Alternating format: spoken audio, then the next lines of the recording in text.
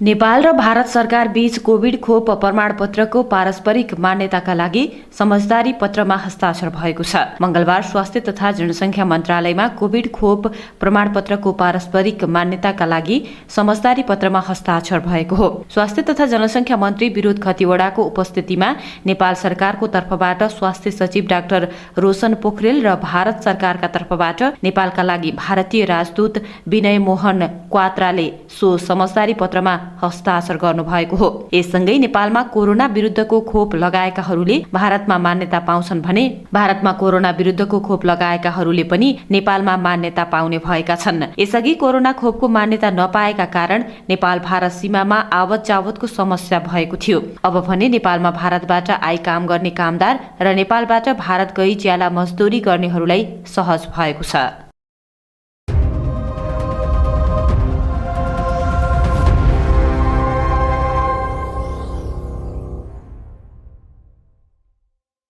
उच्च शिक्षा हासिल गर्न चाहने विद्यार्थीहरूका लागि जापान र अस्ट्रेलिया सरकारले सीमा खुल्ला गरेको नेपाल शैक्षिक परामर्श संघ इक्यानले पत्रकार सम्मेलन मार्फत जानकारी गराएको हो।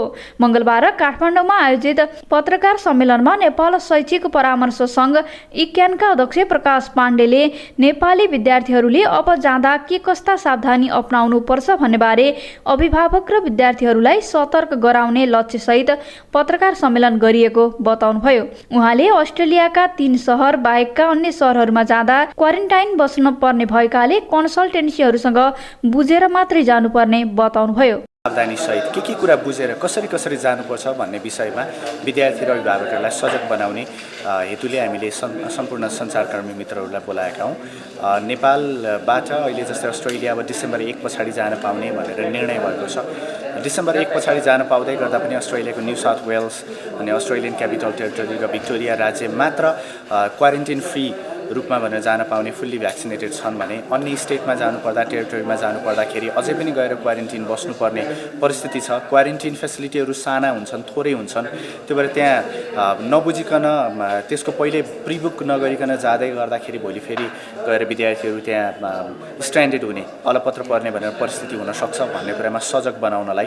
अनि मार्चमा पढ्न जाने विद्यार्थी अहिले हतार गर्नु परेन, उहाँहरू फेब्रुअरीमा मात्र जाँदा हुन्छ। जनवरीमा पढ्न जानेहरूलाई अलिक पहिला छिटो जाने परिस्थिति निर्माण होस् भन्ने हिसाबले कहिले जाँदाखेरि चाहिँ उपयुक्त हुन्छ र विद्यार्थीहरूले दुःख पाउँदैन, गाह्रो अप्ठ्यारो हुँदैन। अहिले यत्रा समयदेखि कुरेर बस्नु भएको छ, त्यो धैर्यताका लागि धन्यवाद। तर अब जाँदै गर्दा पनि हुनुपर्ने सजगताको लागि पनि ध्यान दिनुपर्छ भनेर आजको यो पत्रकार सम्मेलन आयोजना गरेका हौँ। त्यस्तै जापान जान चाहनेहरूको हकमा पनि जापानले अब बोर्डर खोल्ने, भिजा लिने प्रक्रिया सुचारू गर्ने भनेको छ। त्यसमा पनि कहिले सिओई आएका विद्यार्थीहरूले कहिले कुन महिनामा जान पाउँछन् भनेर भनेको छ। भने सिओई आएका तर अहिले एउटा फेरि एडिसनल स्क्रिनिङ सर्टिफिकेट भनेर लिनुपर्ने एउटा नियम बनाएको छ।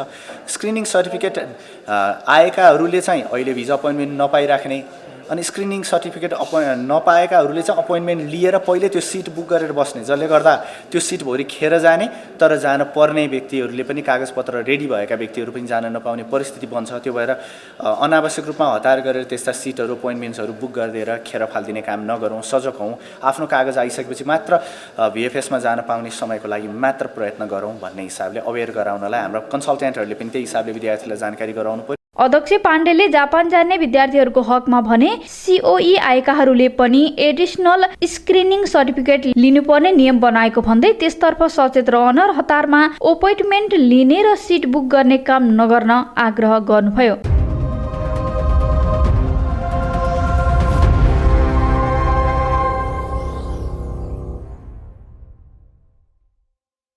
नेकपा एमालेका सचिव गोकर्ण विष्टले आगामी महाधिवेशनको सम्बन्धमा कुनै पनि विवाद र अन्तर्विरोध नरहेको बताउनु भएको छ। मंगलबार नेकपा एमालेको स्थायी कमिटी बैठकको क्रममा सञ्चारकर्मीहरूलाई संक्षिप्त प्रतिक्रिया दिँदै सचिव विष्टले एमालेको महाधिवेशन सहमति र समझदारीकै आधारमा सम्पन्न गर्ने बताउनुभयो। उहाँले एमालेभित्र कुनै पनि प्रकारको विवाद र अन्तर्विरोध नरहेको स्पष्ट पार्नुभयो। महाधिवेशनमा पार्टीभित्र किचलो र समस्या पैदा नहुने उहाँले उल्लेख गर्नुभयो। षड्यन्त्र गरिरहेछ, जुन प्रकारले प्रहारको निशाना बनाइरहेछ, यो कुरालाई हामीले गम्भीरता साथ मनन गर्दै सहमति समझदारीका आधारमा एउटा निश्चित मर्यादाको सीमाभित्र रहेर नै हामीले महाधिवेशन सम्पन्न गर्छौँ। यसतर्फ हामी अत्यन्त गम्भीर हुन्छौँ। एमालेभित्र विवाद अन्तर्विरोध छैन। एमाले एउटा स्वस्थ ढङ्गले मर्यादित ढङ्गले समझदारीताका साथ राष्ट्रिय महाधिवेशन सम्पन्न गर्यो भनेर सन्देश दिने, आम कार्यकर्ताहरूमा एकताको भावना पैदा गर्ने, आम कार्यकर्ताहरूमा उत्साह पैदा गर्ने, जनताहरूका अपेक्षाहरूलाई पुरा गर्ने, सशक्त एकताबद्ध पार्टी निर्माण गर्ने गरी नै हामी भूमिका खेल्छौँ। यो महाधिवेशनमा कुनै पनि प्रकारको त्यस्तो किचलो समस्या हुँदैन। तपाईहरुले परिणाममा देख्नुहोला, एक मना एकताका साथ आम जनता र कार्यकर्ताहरूलाई उत्साहित गर्ने गरी हामी महाधिवेशन सम्पन्न गर्छौँ। एमाले सचिव विष्टले एमालेभित्र कुनै गुटबन्दी र प्यानल नभएको जिकिर गर्नुभयो। एमालेलाई गुटरहित र प्यानल रहित बनाउने गरी अघि बढ्ने उहाँले बताउनुभयो। विभिन्न एजेन्डाहरूमा पार्टीभित्र बैठकभित्र आफ्ना विभिन्न भावनाहरू राख्ने कुरा स्वाभाविकै होला, तर हामीले यो पार्टीलाई एक मना एकताका साथ अगाडि बढाउने सन्दर्भमा सहमति समझदारीका साथ नै पार्टी महाधिवेशन सम्पन्न गर्छौँ। बाहिर जुन प्रकारले एमालेको महाधिवेशनमा भाँडबैलो होला कि भनेर मान्छेले अनुमान गरे होलान्, कल्पना गरे होलान्, त्यो प्रकारको अवस्था आउँदैन, हामी आउन दिँदैनौँ। गम्भीरताका साथ समझदारीपूर्वक अत्यन्त उच्च उत्साह पैदा गर्ने हामी र एमालेभित्र कुनै गुटबन्दी प्यानल छैन। गुटरहित प्यानल रहित एमाले निर्माणको लागि हामी अगाडि बढ्छौँ। एमालेभित्र 10औं महाधिवेशनले कहीँ समस्या पैदा गर्छ कि भनेर अलिकन कामना गरेका, चाहना राखेका कुनै पनि शक्तिहरूलाई आशा पुरा गर्न नदिने गरी, निराश बनाउने गरी प्रमुख नेतृत्वसहित मुख्य नेतृत्वमा समझदारीका साथ महाधिवेशन सम्पन्न गर्ने सन्दर्भमा धेरै कार्यकर्ताहरूको सुझाव छ। हाम्रो पनि त्यही प्रकारको भावना छ, सुझाव छ। मैले व्यक्तिगत हिसाबले त्यो प्रकारले अपेक्षा पनि राखेको छु कि यही ढङ्गले महाधिवेशन अगाडि बढ्छ। महाधिवेशनमा चलाउँदैन, समझदारीपूर्वक नै हामी अगाडि बढ्छौँ। हाम्रो अन्तिमसम्म त्यही हिसाबकै प्रयत्न हुन्छ। यसकारण पत्रकार साथीहरूले त्यसमा कुनै नयाँ प्रकारको अवस्था आउला कि भनेर आशंका गरिरहनु पर्ने स्थिति रहँदैन। त्यसैगरी नेकपा एमालेका नेता रघुवीर महासेठले उम्मेदवारी घोषणा गर्नेहरूले निर्वाचनको समयसम्म उम्मेदवारी फिर्ता लिने दावी गर्नुभयो। जुन प्रतिनिधिको बलमा उम्मेदवारी घोषणा गरिएको छ, सोही प्रतिनिधिको प्रस्तावमा उम्मेदवारी फिर्ता हुने उहाँले बताउनुभयो।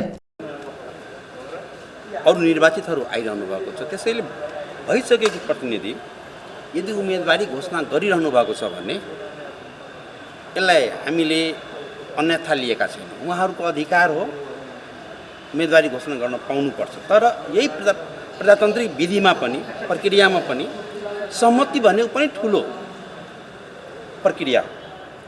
हामी सहमतिकै आधारमा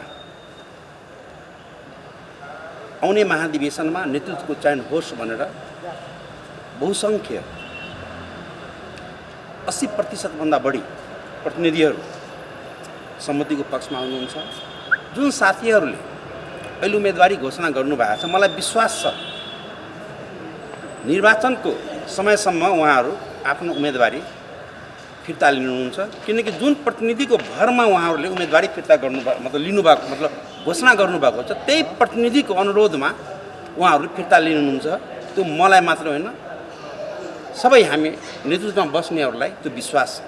नीतिको र कार्यक्रम मार्गदर्शक सिद्धान्तहरू यसबारेमा हाम्रो विधान महाधिवेशनले फैसला गरिसकेको छ, निर्णय गरिसकेको छ र त्यसलाई हाम्रा सम्पूर्ण पार्टी समर्थक, कार्यकर्ता, भोटर्सहरूले आत्मसात पनि गरिसकेको छ। र यो महाधिवेशन मूलतः नेतृत्व चयन गर्नको लागि मात्रै हो। त्यसैले अहिले जसले जुन हाम्रा व्यक्तिहरू, जुन कमरेडहरू, जुन नेतृत्व तहबाट पनि जुन उम्मेदवारी घोषणा भइरहेको छ, तपाईँ ढुक्क हुनुहोस्, नेकपा एमालेको नेतृत्वको चयन सहमतिबाटै हुन्छ। त्यसमा शङ्का गर्ने ठाउँ मैले देखेको छैन।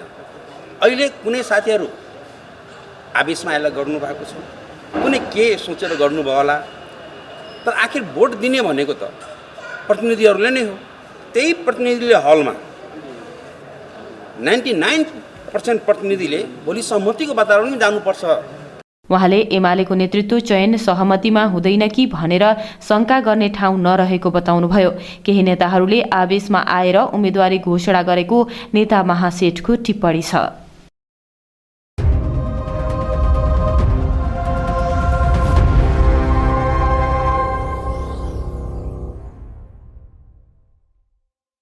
निकेश बाबु स्मृति प्रतिष्ठानको प्रथम साधारण सभा सम्पन्न भएको छ। नगरको वडा नम्बर 1 मा रहेको सरस्वती निकेतन आवासीय माध्यमिक विद्यालयको सभाहालमा मंगलबार साधारण सभा सम्पन्न भएको हो। प्रतिष्ठानको प्रथम साधारण सभालाई सम्बोधन गर्दै साहित्यकार एवं कवि गोविन्दराज विनोदीले निकेश बाबुको नाममा खोलिएको यो प्रतिष्ठानले स्वर्गीय निकेश बाबुका मातापिताको संकल्प पूरा हुने विश्वास व्यक्त गर्नुभयो। साधारण सभाका प्रमुख अतिथि समेत रहनुभएका कवि विनोदीले यो प्रतिष्ठानबाट स्वर्गीय निकेशका मातापिताले सोचे जस्तो संकल्प पूरा गर्ने र यसैबाट स्वर्गीय निकेश बाबु पनि अमर रहने धारणा व्यक्त गर्नुभयो। उहाँले कृति छाडेर जान सके मात्र मानिस सधैँ अमर हुने बताउँदै स्वर्गीय निकेश बाबुले सानै उमेरबाटै असाधारण कार्य गरेकाले उहाँ सधैँ अमर रहिरहने विश्वास व्यक्त गर्नुभयो। कार्यक्रममा आफ्ना भनाइहरू राख्दै कवि विनोदीले मातापिताले प्रतिष्ठान खोलेर छोरालाई अमर राख्ने कार्य प्रारम्भ गरेकाले यहाँको समाज वडा कार्यालय र नगरपालिकाले समेत यो अभियानमा सहयोग पुर्याउनु पर्ने धारणा व्यक्त गर्नुभयो। गत वर्ष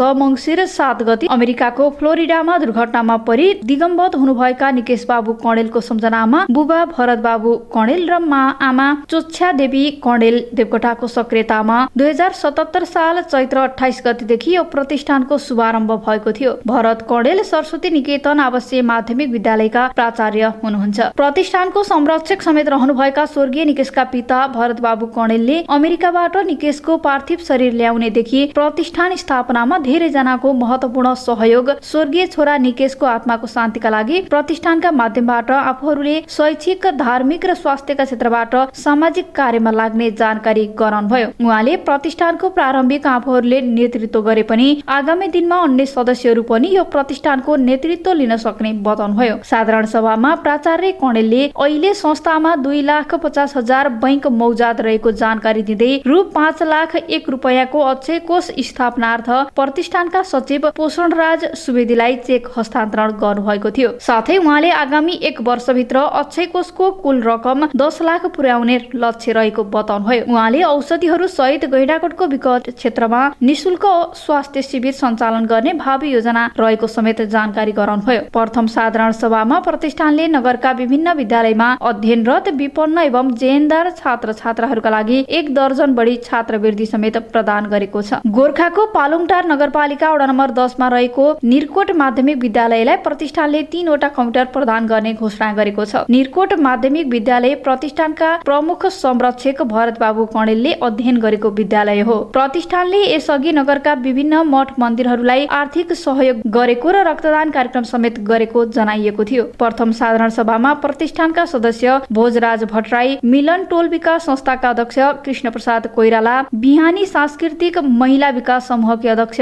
शकुन्तला तिवारी, प्यासनका नगर अध्यक्ष लक्ष्मी प्रसाद दवाडी, पालुङटार नगरपालिका वडा नम्बर 10 का वडाध्यक्ष ऋषिराम धौलारी र वडा नम्बर 1 का वडाध्यक्ष हरिप्रसाद सापकोटाले शुभकामना मन्तव्य दिनुभएको थियो। साधारण सभाको कार्यक्रमको सहजीकरण समेत गर्नुभएका प्रतिष्ठानका सचिव पोषणराज सुवेदीले आर्थिक प्रतिवेदन पनि प्रस्तुत गर्नुभएको थियो। साधारण सभा कार्यक्रम प्रतिष्ठानकी अध्यक्ष चोच्छा देवी कणेल देवकोटाको अध्यक्षतामा भएको थियो। साधारण सभापछि सरस्वती निकेतनको हाताभित्र प्रतिष्ठानको कार्यालयको पनि समुद्घाटन गरिएको थियो। कार्यक्रमका प्रमुख अतिथि कवि गोविन्दराज विनोदीले पानसमा बत्ती बालेर कार्यक्रमको उद्घाटन गर्नुभएको थियो।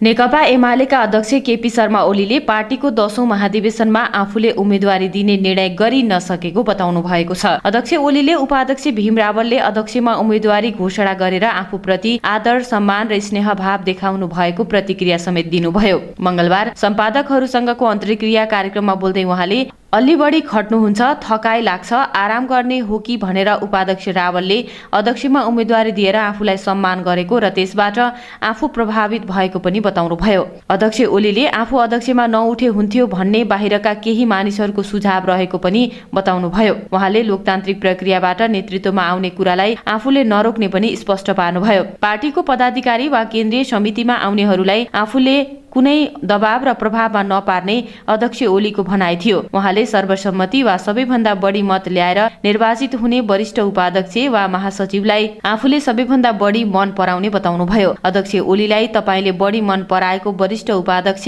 र महासचिव को भनी प्रश्न गरिएको थियो। त्यसको जवाफमा उहाँले सर्वसम्मति वा सबैभन्दा बढी मत लिएर निर्वाचित हुने वरिष्ठ उपाध्यक्ष वा महासचिवलाई आफूले सबैभन्दा बढी मन पराउने बताउनुभयो। ओलीले पार्टीका नेताहरूको व्यवस्थापनमा आफूले ध्यान नदिने बताउनुभयो। देश र जनताको व्यवस्थापनमा आफूहरूको ध्यान जाने अध्यक्ष ओलीको भनाइ थियो। राहुलजीले मलाई चुनौती दिनुभएको छैन। तपाईहरुले उहाँका शब्दहरुमा ध्यान दिनुस्। म प्रति उहाँले आदर, सम्मान, माया, स्नेह देखाउनु भएको छ। अलिक बढी खट्नुहुन्छ, थकाइ लाग्यो कि आराम गर्ने हो कि त्यसो भए म उठ्छु भन्नुभएको छ हैन। मैले पनि सुने। त उहाँले कुनै चुनौती भन्नुभएको छैन। उहाँले सुझाव दिनुभएको छ। उहाँको स्नेहपूर्ण सुझावबाट म प्रभावित छु। राम्रो। यो सुझाव एक खालका निकै मान्छेहरूले मन पराउने खालको पनि सुझाव हो। यो सुझाव चाहिँ मैले अध्यक्ष नउठेर विश्राम लिए हुन्थ्यो भन्ने अरू पनि पार्टी बाहिरका पनि केही मान्छेहरूको त्यो सुझाव छ, त्यो यसो देखिन्छ। तर राहुलजीको त्यो होइन। उहाँले चाहिँ म प्रति अत्यन्तै स्नेहभाव देखाउनु भएको छ। एउटा नेकपा एमाले लोकतान्त्रिक पार्टी हो। त्यसमा कुनै प्रकारको जोर जुलुम, कर्का वा दबाव हुँदैन। मेरो विरुद्धमा उठ्छु भन्छ कसैले, मैले उठ्ने नउठ्ने टुङ्गो त गरेको छैन अहिले। मैले अध्यक्ष ओलीले सर्वोच्च अदालतमा सबै न्यायाधीशहरूले राजीनामा दिनुपर्ने बताउनुभयो। सर्वोच्च अदालतका न्यायाधीशहरूमाथि ठूलो प्रश्न उठेको उल्लेख गर्दै आफूले सबै न्यायाधीशहरूले राजीनामा दिनुपर्ने अवस्था देखेको उहाँको तर्क थियो। अध्यक्ष ओलीले प्रधान न्यायाधीश चोलेन्द्र शमशेर जबराप्रति संकेत गर्दै कुनै अमुक व्यक्तिले राजीनामा गर्दैमा न्यायिक क्षेत्रको प्रदूषण हट्ला भनी सम्पादकहरू सामुनै प्रश्न उठाउनुभयो। उहाँले अदालतभित्र सेटिङमा सहमत भएर फैसला गरिएको देखिएको परमादेशको आधारमा आफूलाई हटाएर शेरबहादुर देउवालाई प्रधानमन्त्री बनाएको भन्दै आक्रोश समेत व्यक्त गर्नुभयो। वरिष्ठ अधिवक्ताजीहरू भन्न थाल्नुभयो, बारले भन्न थाल्यो, सर्वोच्च अदालतका श्रीमान न्यायाधीशजीहरू भन्न थाल्नुभयो। सर्वोच्च अदालतको प्राङ्गणमा वरिष्ठ अधिवक्ताजीहरूका भाषण यहाँहरूले सुनिरहनु भएको। भ्रष्टाचारका कुरा, लेनदेनका कुरा यहाँहरूले नै सार्वजनिक गरेका कुराहरू छन्। मन्त्रीमा बार्गेनिङ भयो, लेनदेन भयो, विभिन्न कुराहरूसँग सट्टेबाजी खेलियो, सट्टापट्टा गरिए, यो तिमीलाई दिउँला, यो न्याय, विभिन्न ढङ्गले न्याय किन्ने खालका कुराहरू भए भन्ने कुराहरू सम्मानित सर्वोच्च अदालतबाट, सर्वोच्च अदालतका श्रीमान न्यायाधीशज्यूहरूबाट बाहिर आएपछि हामी आश्चर्यचकित भयौँ। हामीले भोग्नु परेको अन्याय त यस्ता भित्री कारणहरूको कारणले पो रहेछ। हामी पनि आश्चर्यचकित भयौँ। हामीले त्यस्तो अपेक्षा गरेका थिएनौँ र हामीले त्यस्तो आरोप पनि लगाएका थिएनौँ। सर्वको खुट्टा सर्वले देख्छ भने चाहिँ श्रीमानजीहरूले आफ्ना खुट्टा देख्नुभयो। त्यसो भएर अहिले सर्वोच्च अदालतको प्राङ्गणमा जे भइरहेको छ, सर्वोच्च अदालतभित्र जे भइरहेको छ, यो बहुत दुःखद छ र यो टाउको दुखेको औषधि नाइटामालाई जस्तो गरेर यसको उपचार भनेवाला छैन। अमुक व्यक्ति फलानु हटिदिएपछि यो सिलसिला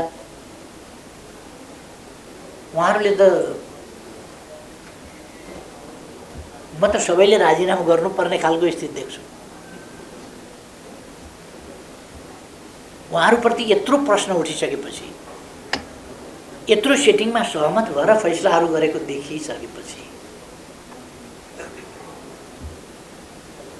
उहाँहरूले त राजीनामा गर्नुपर्ने जस्तो लाग्छ। अनि फलानाले राजीनामा गर्दा हुन्छ भन्ने जस्तो कुराले यसको न्यायिक क्षेत्रको प्रदूषण यति एउटा कुराले हट्ला मलाई त्यस्तो लाग्दैन। लागेको क्यान्सर छ, कुखुराको अन्डा मनसाउने, कुखुराको अन्डा मनसाएर क्यान्सर निको हुन्छ।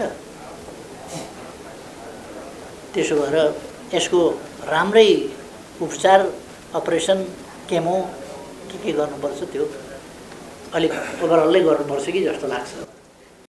अध्यक्ष ओलीले आफूहरूले निष्पक्ष न्यायालय छ भन्ने विश्वास सबैले गरून् भन्ने चाहेको पनि स्पष्ट पार्नुभयो। उहाँले महाधिवेशनमा सार्वजनिक सवारी साधन सीमित भएकाले सोही अनुसार जनसहभागिता हुने बताउनुभयो।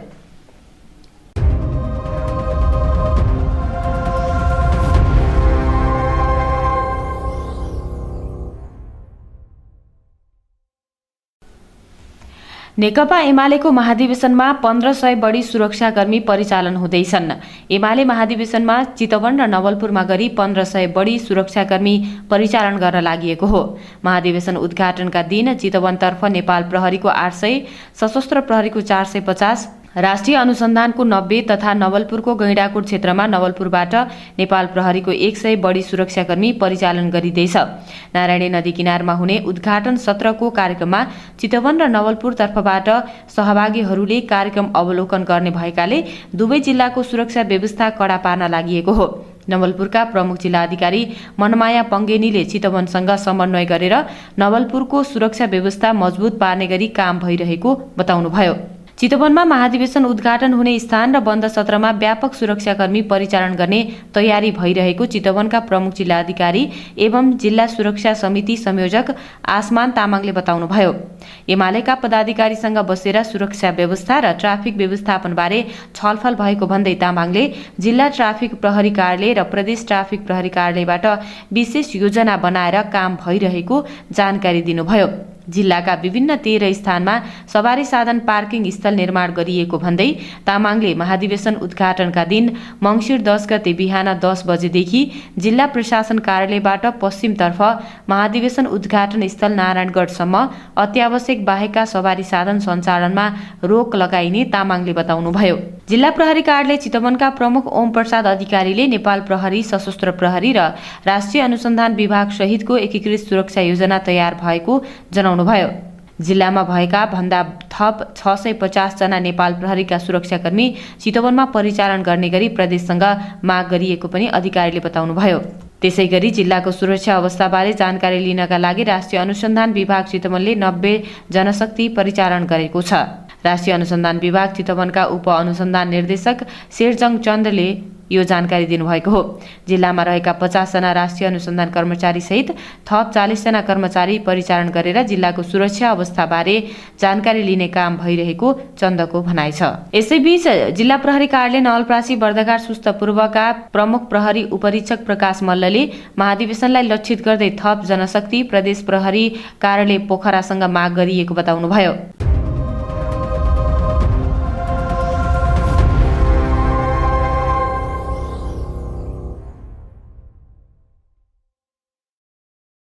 नेकपा एमालेका नेता महेश बस्नेतले पार्टीको 10औं महाधिवेशनमा सचिवमा उम्मेदवारी दिने घोषणा गर्नुभएको छ। पूर्व मन्त्री समेत रहनुभएका बस्नेतले पार्टीको सचिवमा उम्मेदवारी घोषणा गर्दै पपुलर मत ल्याएर जित्ने दावी समेत गर्नुभयो। मंगलबार रिपोर्टर्स क्लब नेपालमा पत्रकार सम्मेलन गरी उहाँले अध्यक्ष ओलीसँगको हार्दिक सम्बन्ध रहेको र आफै पनि आन्दोलनबाट खारिएर आएको हुनाले सचिवमा आफू विजयी हुने तर्क गर्नुभयो। उहाँले पार्टीमा युवाहरूको प्रतिनिधित्वलाई सुनिश्चित गराउन पनि आफूले उनीहरूको प्रतिनिधित्व गर्दै सचिवमा उम्मेदवारी दिएको बताउनुभयो।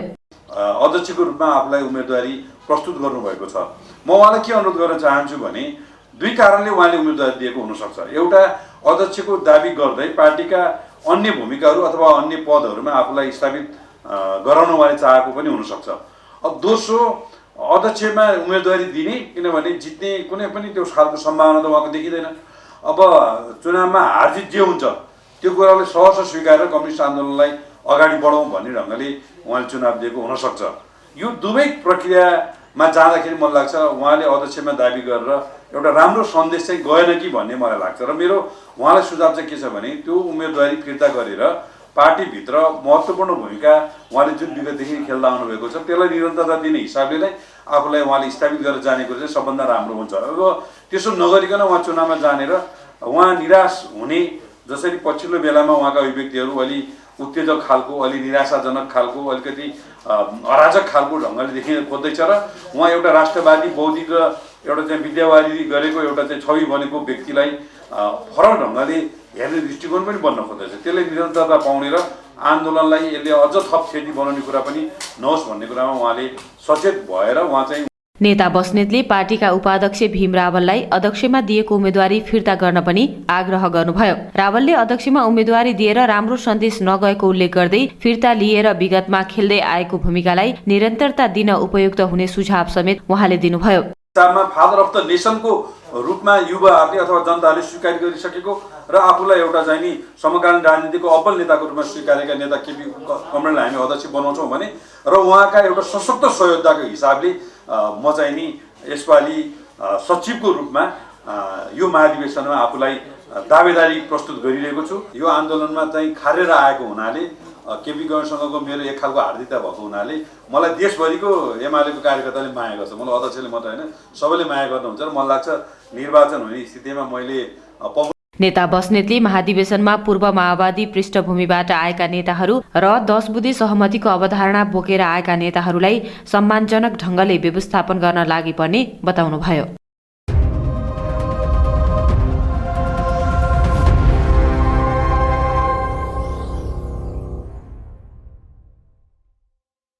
नेकपा एमालेको 10औं राष्ट्रिय महाधिवेशनको प्रचार प्रसारका लागि चितवनमा बृहत मोटरसाइकल र्याली गरिएको छ। युवा संघ नेपाल चितवनको आयोजनामा गरिएको र्यालीमा 2000 बढी मोटरसाइकल सहभागी भएको आयोजकले जनाएको छ। जिल्लाको विभिन्न पालिकाबाट मोटरसाइकल सहित आएका युवाहरू एमालेको महाधिवेशन उद्घाटन स्थल नारायणी नदी किनारमा जम्मा भएर र्यालीमा सहभागी भएका हुन्। मंगलबार दिउँसो 1 बजे नारायणी नदी किनारबाट सुरु भएको मोटरसाइकल र्यालीले भरतपुर महानगरपालिकाको विभिन्न भाग परिक्रमा गरेको छ। एमाले महाधिवेशनले प्रचार प्रसारको गीत बजाउँदै नारायणी नदी किनारबाट सुरु गरेको र्याली नारायणगढको main road, Pokhara bus park, आँपटारी बाइपास सडक हुँदै केन्द्रीय बस टर्मिनल 24 कोठी, लायन्स चोक, शहीद चोक, पुल चोक हुँदै महाधिवेशन उद्घाटन स्थल नारायणी नदी किनारमा आएर समापन भएको थियो। युवा संघ नेपाल चितवनका संयोजक सुशील केसीले आगामी 10 गते नारायणगढको नारायणी नदी किनारमा हुने एमाले महाधिवेशनको उद्घाटनमा व्यापक जनसहभागिता जुटाउने उद्देश्यले मोटरसाइकल र्यालीको आयोजना गरिएको बताउनुभयो। भरतपुरसँग जिल्लाका अन्य पालिकाहरूमा समेत महाधिवेशनको प्रचार गर्दै मोटरसाइकल र्याली निकालिएको केसीको भनाइ छ। नेकपा एमालेको केन्द्रीय निर्देशन अनुसार मंगलबार नवलपुर, मकवानपुर सहित देशका मुख्य शहरहरूमा युवा संघले मोटरसाइकल र्याली निकालेको छ।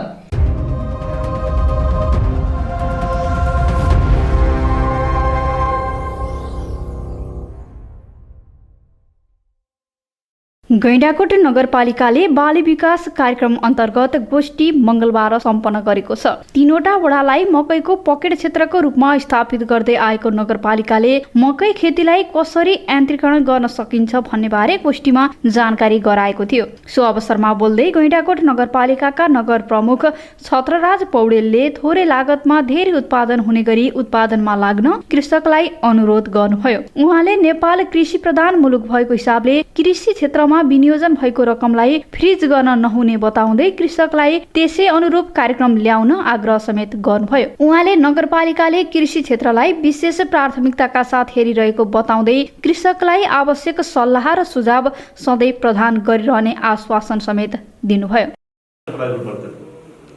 यो कार्यक्रम अगाडि बढ्न सक्दैन तथापि हामी जति उपलब्धि भएको छ यसको आधारमा हामीले सिकेर सिपको आधारमा अब थोरै जमिनमा धेरै उत्पादन गर्न सक्ने र बिक्री वितरणको आधारमा आम्दानी गर्न सक्ने गरी उत्पादनलाई अगाडि बढाउने तहमा सम्पूर्ण दायित्व धेरै विनियोजन लाग्नु हुनेछ। अहिले साँच्चै भन्नु गएको नगरपालिका पशुपालन क्षेत्रमा पनि अब्बल रहिरहेको छ र मैले आज मात्रै वार्ड नम्बर 10 मा एउटा कार्यक्रम गरिरहेको थिएँ। त्यो वार्ड नम्बर 10 दुध पकडी क्षेत्रको रूपमा पनि विकास भएको वार्ड पनि हो। अहिले उहाँहरूले एउटा परालको मुख्यालय अहिले एउटा परालको लुडो निकाल्न जोग्दा करिब एउटा परालको एउटा लुडो। कार्यक्रममा प्रमुख प्रशासकीय अधिकृत छविलाल सुवेदीले अर्थतन्त्रको मेरुदण्डको रूपमा कृषिलाई लिइने हुँदा कृषिलाई उत्पादनमा जोड्ने र वैदेशिक रोजगार लगायत अन्य क्षेत्रमा पलायन हुँदै गएका युवा शक्तिलाई समेत कृषिमा आकर्षित गर्नुपर्ने बताउनुभयो। प्लस बजारीकरणलाई पनि सहज हुने तरिकाले चाहिँ हामी यो कार्यक्रमलाई कसरी अगाडि बढाउन सकिन्छ भन्ने बारे नै आज हाम्रो विशेष टार्गेट भनेको छलफलै त्यही हो। किनकि गर्ने भनेको मोटामोटी गर्ने भनेको मेन टार्गेट भनेको तपाईँहरू कृषकहरू नै हो र मैले वार्ड अध्यक्षज्यूलाई के भने एकदम राम्रो खालको कृषक जसले मकै खेती गरेको मात्र छानिदिनु होला है भनेर चाहिँ मैले वार्ड अध्यक्षज्यूलाई भनेको थिएँ। र तपाईँहरूको यी कार्यक्रमलाई फोकस गर्नको लागि कस्तो किसिमको कार्यक्रमहरू हामीले तपाईँहरूलाई दिइयो भने तपाईँहरूलाई पनि सहज हुने, तपाईँको उत्पादन पनि बढ्ने, लागत खर्च पनि कम हुने, प्लस बजारीकरण पनि हुने भन्ने किसिममा तपाईँहरू जानुहुन्छ। र यो कार्यक्रममा के प्रक्रियाहरू छन्, के जानुपर्छ भन्ने बारेमा चाहिँ हामीले यो औपचारिक कार्यक्रम सकिएपछि पनि तपाईँहरूलाई र हामी बसेर पनि हामी तपाईँहरूलाई जानकारी गराउँछौँ है। मेन भनेको अब मैले देखेको चाहिँ सो अवसरमा नगरपालिका कृषि शाखा प्रमुख राजु प्रसाद शर्माले कृषिलाई यान्त्रिकीकरण गरेर लागत घटाउन सबै कृषक लाग्नुपर्ने बताउनुभयो। उहाँले यस क्षेत्रको मकै विभिन्न स्थानमा बिक्री वितरण गर्दा बिचौलियाले बढी मुनाफा लिने बताउँदै यसलाई न्यूनीकरण गर्न कोसेली घर निर्माण गर्नुपर्नेमा जोड दिनुभयो। कार्यक्रममा विनायक कृषि सहकारी संस्थाका अध्यक्ष तिलक प्रसाद कणेलले सहकारीले कृषिलाई यान्त्रिकीकरण गर्नका लागि 50% नगरपालिकाको अनुदानमा कृषकलाई ठूला मेसिन खरिद गर्न आग्रह गर्दा पनि कृषकले कुनै प्रतिक्रिया नदिएको गुनासो गर्नुभयो। विनायक कृषि सहकारी संस्था र कृषक मिलेर नगरपालिकामा कोसेली घर निर्माण र प्रविधि भित्राउनमा लाग्नुपर्ने जोड दिनुभयो। कार्यक्रममा सहभागी कृषकहरूले व्यावसायिक मकै खेतीबाट पर्याप्त आम्दानी भएको भन्दै खुसी व्यक्त गरेका थिए। साथै विषादी रहित उत्पादन गर्ने वातावरण मिलाइदिन नगरपालिकालाई आग्रह समेत गरेका थिए। गैंडाकोट नगरपालिकामा मकैबाट राम्रो आम्दानी हुन थालेपछि यहाँका कृषकले मकैको व्यावसायिक खेती गर्दै आएका छन्। नगरको 6, 7 र 9 नम्बर ओडामा अन्य नगदे बालीको तुलनामा मकैबाट दोब्बर नाफा हुने हुँदा मकै खेतीप्रति यहाँका कृषकको आकर्षण बढ्दै गएको हो।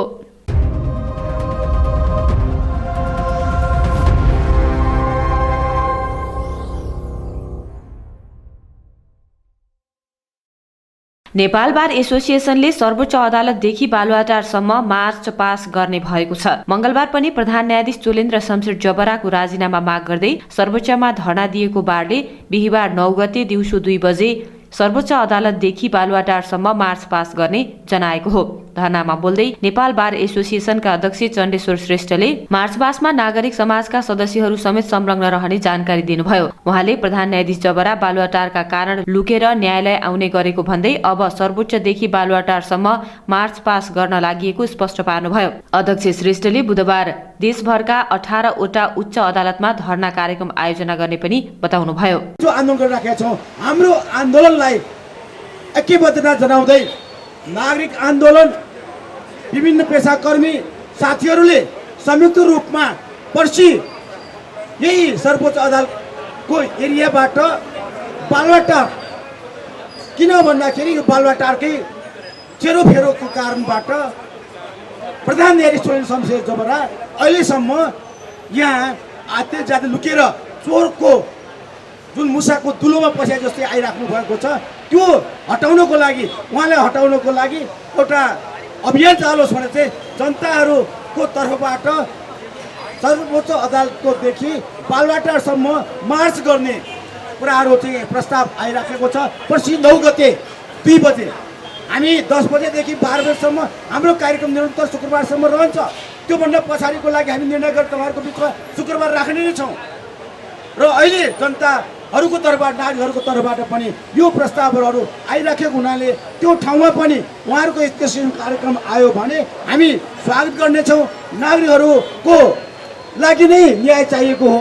वरिष्ठ अधिवक्ता चन्द्रकान्त गेवालीले अदालत परिसरभित्र न्याय परिषदमाथि लाठी प्रहार गर्नु न्यायपालिकाको न्याय मर्नु रहेको बताउनुभयो। उहाँले एउटा वकिलले आफ्नो अभिव्यक्ति र विचार राख्न पाउने स्वतन्त्र अधिकार रहेको बताउँदै सुरक्षाको नाममा लाठी प्रहार गर्नु न्याय मार्नु सरह भएको बताउनुभयो। अध्ययन गर्दाखेरि 219 राष्ट्रको न्यायपालिका के रहेछ भन्दा हेर्दाखेरि न्यायपालिकाको ढोकाभित्र कहीँ पनि एसएलआर आएको चाहिँ संसारमा कहीँ पनि निरङ्कुश शासकको ठाउँमा पनि हुँदो रहेछ।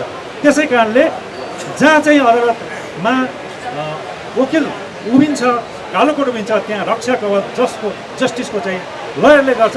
त्यो सेक्युरिटीको लागि नाममा चाहिँ अदालतको परिसरभित्र यदि चाहिँ न्याय प्रशासनमाथि या लाठी प्रहार गरिन्छ भने त्यो न्यायमाथि, न्यायलाई मार्नु हो, न्याय अन्त्य हुनु हो। त्यस कारणले यो परिसरभित्र अब आइन्दा अहिलेकै 1 सेकेन्ड पछाडि पनि कुनै पनि हालतमा गृह प्रशासनले एउटा पनि प्रहरी लयरलाई एउटा चाहिँ छेक्न थुन्न अर्थात् उसको अभिव्यक्ति विचारलाई रोक्नलाई चाहिँ प्रयास गरिन्छ भने त्यो न्यायमाथिको बन्देज हुन्छ, न्याय मर्ने हुन्छ। त्यस कारण अविलम्ब तपाईँले ढोकाभन्दा बाहिर परिसरभित्र नछिराउनुहोस् भन्ने मेरो चाहिँ जोरदार माग छ।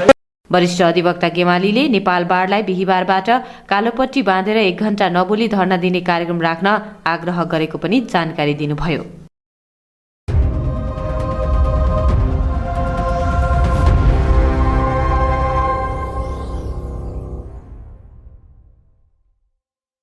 मंगलबार शेयर बजार मापक नेप्से परिसूचक दोहोरो अङ्कले गिरावट आएको छ। सोमबारको 7.90 अङ्कले वृद्धि भएको नेप्से मंगलबार 32.29 अङ्कले घटेर 2733.14 अङ्कमा झरेको छ।